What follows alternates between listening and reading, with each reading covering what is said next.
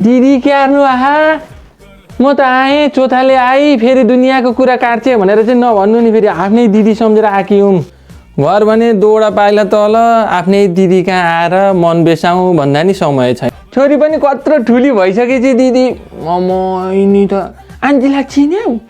कठरी यति गाउनु भनेर नुन्न भन्छ ल उन्न के दिदी छुई भएको छु बिचरा फेरि बिरामी हुन्छ मेरो छानो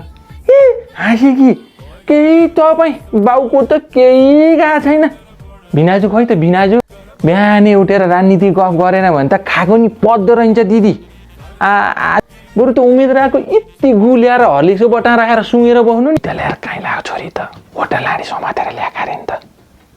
पहिला कुरा काटी नभन्नु तपाईँलाई आफ्नै दिदी सम्झेर भनेको हुँ क्या कसैलाई नभन्नु नि त्यहाँ फेरि यस्ता छोरी हुनुभन्दा त बरु नभएकै ठिक मेरो छोरी त्यस्तै बाबा त नलीखुट्टा भाँचेर घरमै थचाएर राखिदिन्थे म छोरी भन्न आऊ पछि लिन्छु ल काकीले भोलि पर्छ तपाईँको घरको त अब सासू पनि राम्री हुनुहुन्छ आफ्नो त ऊ बिहानै उठेर चिया पकाएर लैजा बाख्रापाटालाई घाँस हाल